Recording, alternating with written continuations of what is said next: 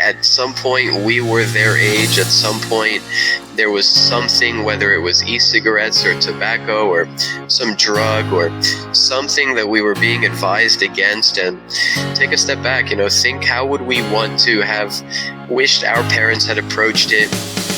This podcast episode is brought to you by the Aetna Foundation, an independent, charitable, and philanthropic affiliate of CVS Health. With the mission of promoting wellness, health, and access to high-quality health care for everyone, the Aetna Foundation dedicates its work to improving health in local communities and large populations alike. Welcome to School Nurse Chat. I'm your host, Donna Mazique, Executive Director of the National Association of School Nurses. And this is the second in a two-part series exploring the health crisis of vaping and what schools can do about it. In the first episode, Deep Dive on Vaping, we talked with our guests about the problem. And today, in this episode, What We Can Do About Vaping, we'll talk about the solutions. Our guests are youth leader in vaping prevention, Alyssa Williams, Dr. Karen Wilson, a pediatrician and researcher on nicotine addiction, Dr. Jose Torradas, a physician focused on healthcare leadership and equity, and NASN's nursing education and practice specialist, Liz Clark. Liz will share with us the perspective of school nursing and vaping prevention. Hello, everyone. Hi, Donna. Hello. Hello. So great to have you all here today. Many students are already addicted to nicotine, and there are some who believe vaping can help people quit. But we know the evidence just isn't there. Dr. Wilson, what are some cessation strategies that schools or clinics can implement or refer to today? It's been very difficult, especially with the advent of Juul and the other the nicotine salt delivery systems that deliver a very high concentration of nicotine. This is creating addiction in teenagers to nicotine that we really didn't even experience with combusted tobacco use among teens. And so it's even more difficult for many of these kids to stop using these products. Obviously, prevention would be the first place we would want to go. Much of what I'm going to talk about in terms of cessation, we do discuss on the American Academy of Pediatrics Richmond Center of Excellence website. There's plenty of resources there to help with cessation in teenagers.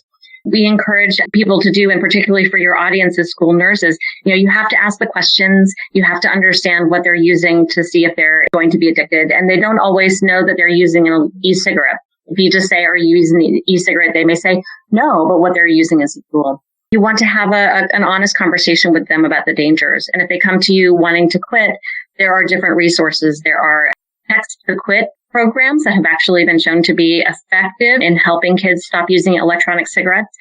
There's one through the National Quit Line, and then there's also one by the Truth Initiative. And then we also encourage you to think about recommending or prescribing pharmacotherapy for teens that are severely addicted.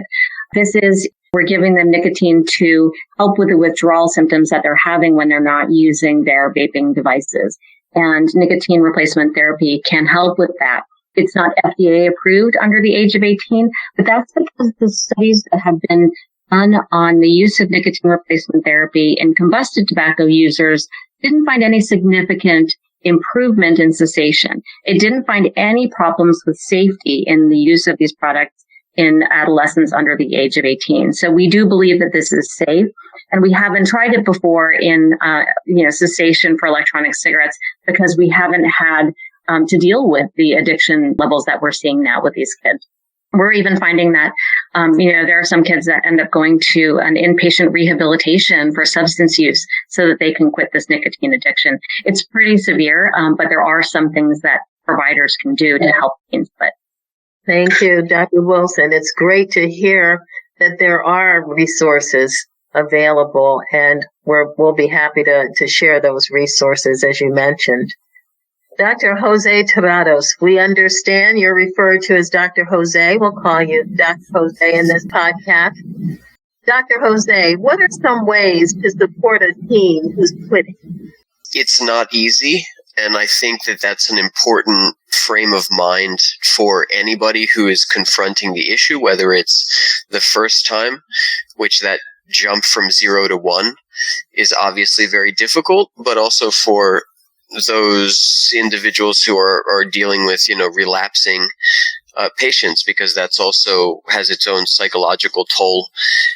Giving them options and alternatives through other activities, a different group of friends, a different environment, change to routines. This and generally parents who trend a little bit more understanding, firm, but understanding, I think are the keys to the highest likelihood for success, in addition to all these alternatives of how else do you occupy their time. As an ER doctor specifically, I'll see the children who come in for suicide ideations, suicidal attempts. So you see when the addiction and the withdrawal can get so severe that children are thinking about taking their own lives. So in following up with some of these children in the work that I've done, those have generally trended to be the factors that most likely indicated somebody's success when it comes to trying to truly quit e-cigarettes and other substances in general. Liz Clark, what are some ways schools can support students who are quitting?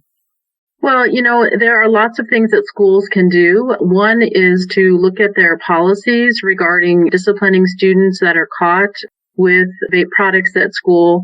Many schools have begun to make changes in those policies and are now offering students options for suspension or expulsion and having them participate in education activities, working closely with school nurses and school counselors in group support, and also, being referred out to community providers such as pediatricians or those that, need more intensive support in the community. Some behavioral support as well for those addictions. So, schools are really working to educate families and parents in regarding understanding what is going on with these youth and the products that are available and how to identify them and support their children. So schools are actively involved in many, many areas to support this epidemic that's going on. I heard the same word that Dr. Jose used. You used the word understanding. So somehow the sense of this is a restorative issue in terms of helping students to quit. Alyssa, what do you think about school policies on vaping? I agree with Liz about how, taking the alternative to discipline and making it more educational. Right before the pandemic happened, I was working with our school board and our schools to really turn the whole discipline thing into more education, because as a youth, when you want someone to do something in a more positive light, to make a positive change, the more they feel like it's a punishment, the less likely they are to do it. So, giving them those resources to really go ahead and make the change themselves, to go ahead and quit and to get educated, it's important that it's less like a punishment and more of a, let's make this a lesson learned. For more information on the National Hispanic Health Foundation's Stop Vaping campaign, visit nhmafoundation.org/stopvapingcampaign. Parents agonize about how to talk to their children and their adolescents about vaping, so they'll listen. Parents are worried that they're starting the conversation too late, and we're wondering what are some resources out there, and when should parents be talking about vaping? We'll start with Dr. Wilson. And I hear this all the time. Parents really are so confused about what to talk about. They originally were looking at this, and I think not thinking that electronic cigarettes were that serious. They were initially marketed as being harmless water vapor, and so I think it caught us all by surprise, and definitely parents by surprise, how dangerous this is and how addictive these are. And so I think that the important thing is to start talking about it young. We need to be getting the message out to 8 and 9-year-olds that you shouldn't be inhaling things into your lungs that aren't medicine or air, and that there may be chemicals in there that these companies are trying to trick you into inhaling so that you're going to want to use more of these and that they can be dangerous.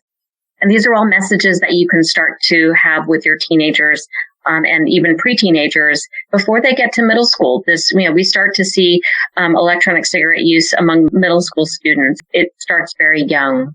I think that having an open relationship and, we've talked a lot about understanding and trust. And I think if parents can have an open relationship with their children so that they can be honest, if you find out that your teenager is using an electronic cigarette product, it's not something where you should be necessarily, yelling at them and punishing them. It's understanding why they're doing it and then trying to figure out the best way to help them quit. Some of that may be, helping them to put it away, helping them to manage their stress better, or helping them to get to their pediatrician so that they can get help with quitting. But I do think that, starting that conversation early and continuing it through, young adolescence through adolescence is really critical to helping kids never start.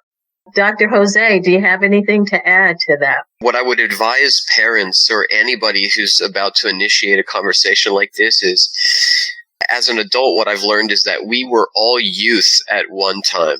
So at some point, we were their age. At some point, there was something, whether it was e-cigarettes or tobacco or some drug or something that we were being advised against. And take a step back, think, how would we want to have wished our parents had approached it?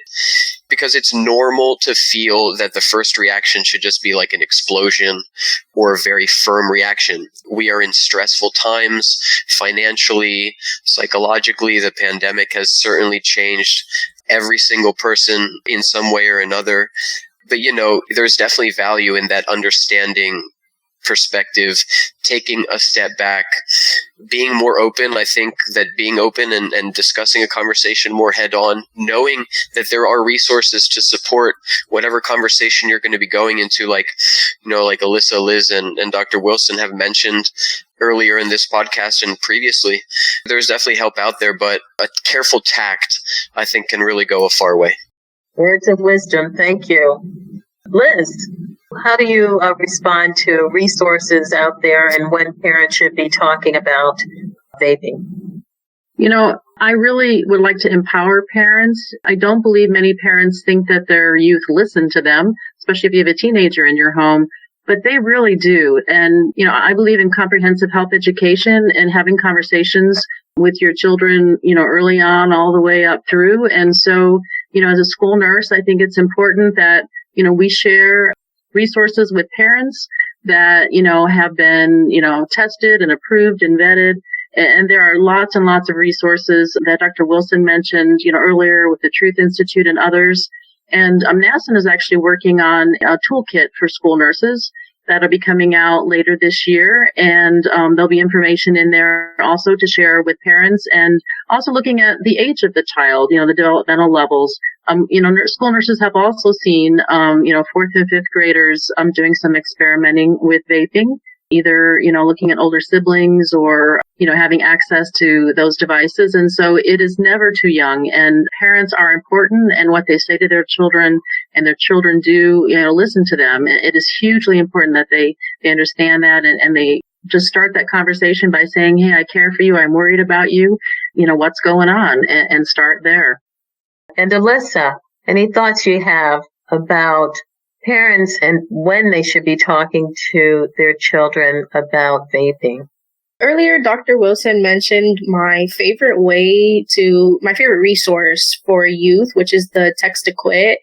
I feel like in this day and age, with social media, technology, I was born in the early 2000s, so technology is what I know. It's what I grew up with. And I know that it has made it very easy for me to be disconnected from my parents, from teachers, and to sometimes have, that thought, well, they can't relate to me, no one's really listening, no one notices me. But having resources like Text to Quit, where it's really technology based and it really reaches out to youth in a way that youth want to be reached, which is, through their phones, through their devices, it makes it a lot easier for you to understand that there are people who are noticing that, this is a resource that they need, and here's a way that they can use it that doesn't make them go out of their way or try something that they're going to be completely uncomfortable with. And as for conversation, I think parents should have the conversation as soon as they can, as soon as they're comfortable doing it with their youth. Even if their kid doesn't vape or they don't think that it's a path that their child might take, I still think taking the initiative to just have the conversation, let their youth know, I noticed that this is an epidemic going around, and maybe we should sit and talk about it. As for those who go through their stress and they're feeling overwhelmed, just having conversation really is just really important, especially as a youth. I think that's what really got me through high school is my parents consistently talking to me, making sure that things weren't getting too much, that I didn't feel overwhelmed with anything that was going on, especially now that we're going through a pandemic and, we have so much going on. It's important to just have those conversations whenever you can, no matter the age. I agree. Having them before they go to middle school would be best because students are starting very, very young. And just, taking the initiative. Thank you very much. Dr. Wilson, we've heard that there are students waking up at night to vape just because of their addiction. On the other hand, we hear parents asking, how do I know if my kid is addicted? How do we support parents? There's a variety of ways that kids can be using electronic cigarettes. And, I think that the signs of addiction that we tend to ask people to look for are, is your child, leaving the table unusually to go to the bathroom while you're eating? Do you hear them waking up in the middle of the night? Are they sneaking out to try and to buy products and things like that? And those are all, and certainly the other signs of addiction are their behavior changing or their grades falling, things like that. That's pretty significant addiction, but those are definitely warning signs. I think it's going back to keeping that open relationship with your child so that you can talk to them and that they feel comfortable in confiding you if they've gotten themselves into a place where they're unable to stop their nicotine use. So I think that, supporting parents as pediatricians, from my perspective as a pediatrician, it's when we're in the practice, we're saying we're here for you. Here are some resources. The Richmond Center website has resources for parents in addition to resources for clinicians and policymakers. And so making sure that they have the skills that they need and the support that they need from the people around them. I think that the school nurses can be an incredible support to parents. And they certainly are on the ground with what's being used in the schools and can be a resource there. I think it's also important to recognize that not every kid who is addicted is using, the equivalent of 4 packs of cigarettes a day. You can still be addicted, and this is definitely true for adolescents, and be a light intermittent user as well. And so I think having your open relationship to be able to discuss that use with your kids is important. Thank you so much.